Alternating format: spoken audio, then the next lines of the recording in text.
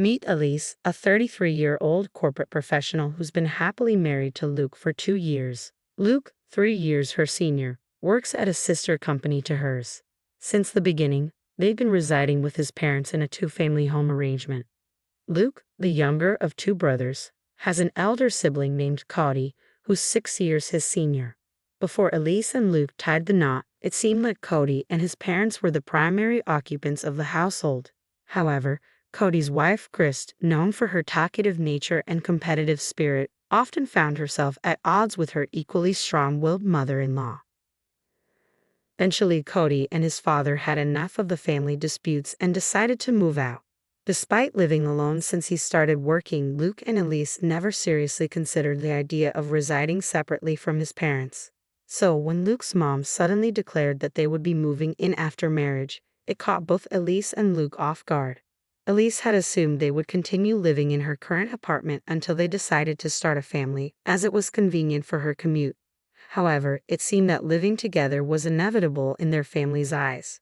Although the idea initially unsettled them, they realized that the commute wouldn't differ much whether they stayed at Luke's apartment or his parents' house. Besides, the ancestral home, crafted by Luke's grandfather, boasted both a main house and a guest house, promising ample privacy. Reluctantly, they agreed to move in. However, Elise soon found herself regretting the decision. Luke's mother, in her mid-60s, began complaining about back pain and dizziness, leaving all household chores from cleaning to laundry and shopping squarely on Elise's shoulders. As a full-time worker, even sharing chores with Luke barely managed to keep our lives and his parents' lives in order. Then, an unexpected financial burden hit us. Firstly, the guest house needed serious renovations. Initially appearing livable from the outside, stepping in revealed a dire need for more than just patch jobs. The bathroom, kitchen, roof, floors, everything showed significant wear and tear. Yet it was our space, and naturally, we committed to paying for the renovations. What caught us off guard was when my mother-in-law demanded the same renovations for the main house upon seeing the newly refurbished guest house. It seemed inconceivable to fix up our space and leave them in a rundown place. However, we couldn't afford to do everything all at once. Why is Elise working then? To support us, her in-laws? My mother-in-law questioned. Exactly, Luke, we blessed you with marriage. You should serve us in return. So, not only did they want the house renovated, but they also desired new high-end furniture and appliances, claiming the newly renovated rooms deserved the best. Additionally, they made us pay for every little thing, from groceries to household items. Thanks to this situation, Luke and I struggled to save even a tiny bit of money every month. Just as we approached the 3rd year, my mother-in-law and the Cody couple suddenly dropped the bomb. We're moving in, you have to move out. Christy explained that Cody got laid off, although he was actually spared but chose to leave to save a collie with kids. Despite having 1-year-old twins himself, he was deemed more responsible due to his prestigious university background. Facing this ultimatum, Luke and I sat down with my in-laws, pleading our case for hours until we finally conceded. Fine, we'll move out this week. It was clear that we had no other choice. We've learned plenty about family from you, mother-in-law and father-in-law. It's time to put that wisdom into practice, right, Luke? I teased, glancing at my husband. Ha, finally getting it, are you? Luke chuckled. Yeah, just like Elise said, we're happy to do it. Great, case closed, he affirmed. With that, Luke and I turned our backs on our chuckling in-laws and headed for the guest house. 2 weeks later, we had movers arranged and relocated with no time to spare. Opting for the full packing service due to time constraints, we timed our move during my in-laws' regular lunch at karaoke with friends to avoid any complaints about the items we were taking. We wrapped up all the formalities in 3 days, utilizing our paid leaves and starting our new life. However, one day, I received a call from the front desk at work, informing me that someone claiming to be family was there to see me. I had a feeling she'd show up soon, but I didn't expect her to barge in on me instead of Luke. Quickly texting Luke about the situation, I braced myself for the inconvenience. Luke's response came swiftly, suggesting that we ask Maya to step out for a meeting to avoid causing trouble at the office. Passing the message to the front desk, we managed to make our in-laws leave as agreed. That night, as Luke and I pulled into the parking lot of our in-laws' compound, they, along with Cody and his spouse, rushed out of the main house and guest house to greet us. Upon closer inspection, I noticed that both my in-laws had a baby strapped to their backs, probably Cody's twins. As I locked the car, Cody's voice boomed angrily. Hey, how dare you show up here in my parents' cars? Luke remained composed, retorting, your parents' cars? Which ones are those? This seemed to infuriate Cody even more. The cars you both drove up in, obviously, he exclaimed. Well, Cody, both these cars were purchased by us. Our names are even on the registration certificates. Would you like to see? Luke interjected, stepping in. I've been annoyed by how our parents drive these cars as if they own them. We let it slide because we live together, but now there's no need to lend them out, right? I added, feeling a surge of irritation. Don't forget Dad-in-law has that old minivan he used for work, Chrissy chimed in, glaring at us. Who cares about that old car? Spat Cody. But it's perfect for twins, isn't it? You can fit 2 car seats, I retorted, attempting to reason. Our back and forth made our in-laws uncomfortable. After seeing Cody receive a talking to about the cars, they jumped in. What about the furniture and the appliances? Taking them while we're away. That's stealing, not just from the main house, but also from the guest house, Cody argued. Yes, Cody and I can't live without those, Chrissy added. Why would we have to leave them? Look, I get what you're saying. We're using the guest house anyway. But there's no reason to dip into the main house too, Luke reasoned. Why isn't that stuff we all pitched in for? I asked, trying to understand their logic. Such arrogance. Even so, once you gave it, it's ours, father-in-law fired back. Whoa, hold on. We never gave you anything. We just lent it. There's no memory of us ever saying we're giving it to you, and there's no transfer of ownership on paper, Luke countered, shocking both our in-laws.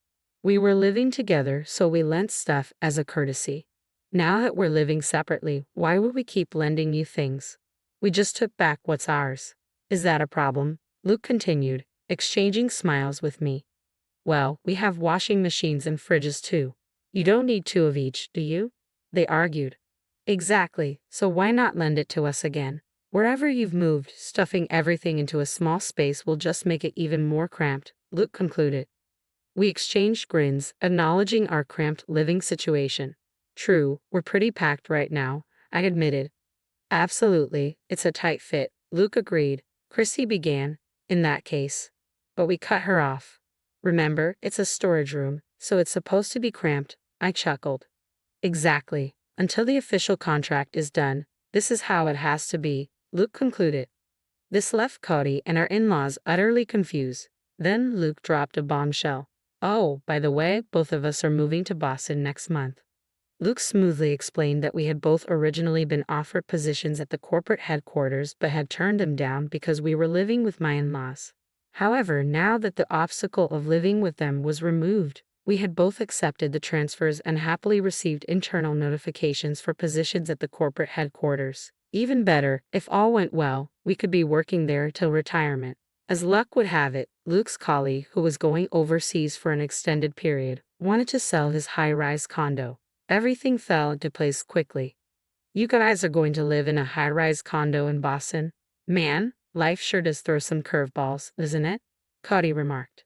Totally. If Cody and the gang hadn't told us to move out so they could live here, we wouldn't have stumbled upon this jackpot, I replied. But how could we even afford a high-rise condo? That seems unreal, Chrissy questioned. That's thanks to Alisa's dad. He provided the down payment, Luke revealed. Alisa's dad just gave you the down payment? Cody asked, surprised. Yes, my sister is inheriting the family property, so this is sort of a trade-off. Plus, a previous owner asked if we could hold on to his modern altar until, upon my return to the country, I proposed lowering the asking price, and he agreed, securing a significant discount. However, hearing about the extent of the discount, Christy, who was standing nearby, burst into tears, exclaiming, "That's so unfair. I'd rather have a high-rise condo in Boston than live in Atlanta."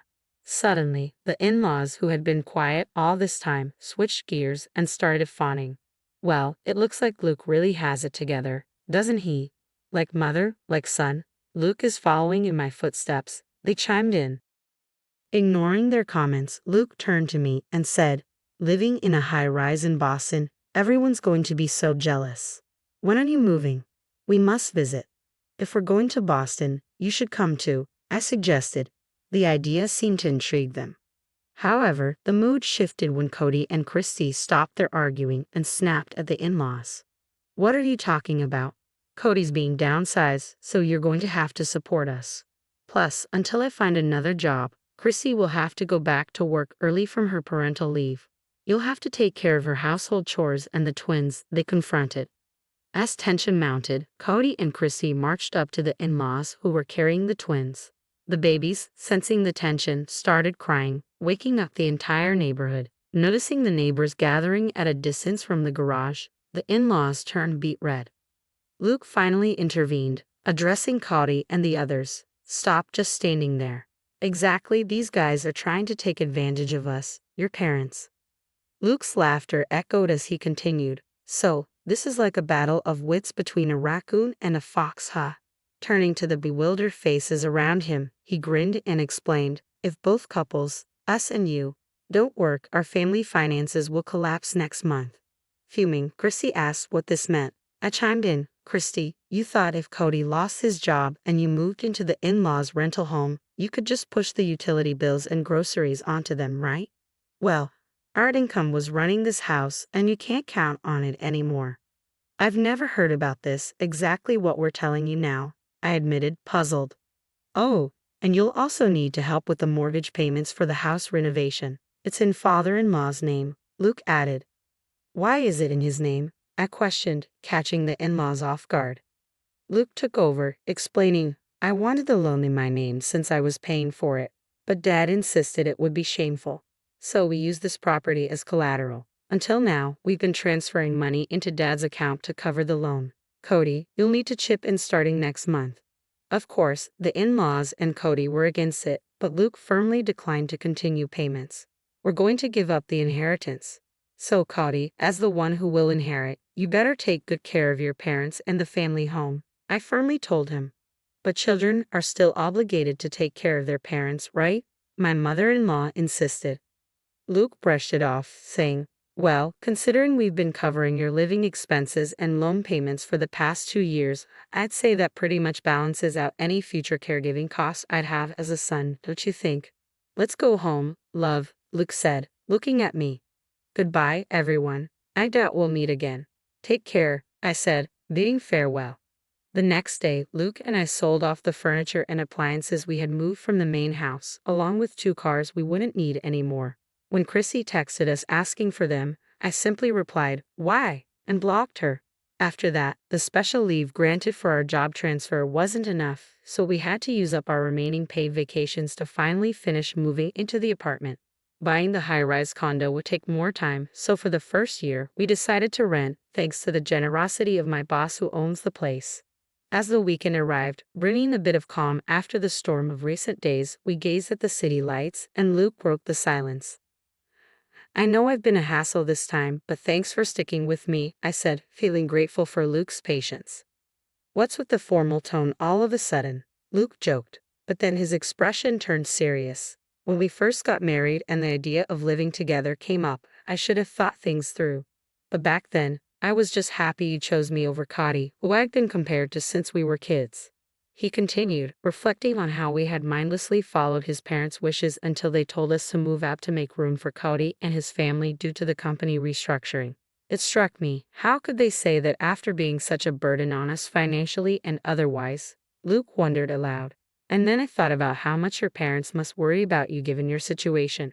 He explained that he sent an apology email to my parents, and their response was heartening. "If we promise to make our daughter happy in the future, the past can be forgiven." Encouraged by this, when they discussed the down payment, they lent it to us without a hitch. Luke made a promise to do everything in his power to protect our life together, just the 2 of us and our future children, if we were blessed to have them. However, on the other hand, it seemed my in-laws were struggling. Despite pulling from their retirement income, they could barely afford the loan for the home renovation. With Cody's attempts to find new employment proving futile, they were forced to make do with Chrissy's salary now that she had returned to work. Arguments were frequent, often loud enough to hear outside the house. A former colleague even reached out to me, mentioning gossip about them skipping town, as they had cut off all contact with Luke and me. They even resorted to reaching out to my parents, but my dad immediately changed his phone number, seeing it as a small but significant step, given how they had belittled my family and neglected pre-marriage courtesies. Now, they had almost no way to get in touch with us. What goes around comes around, I mused.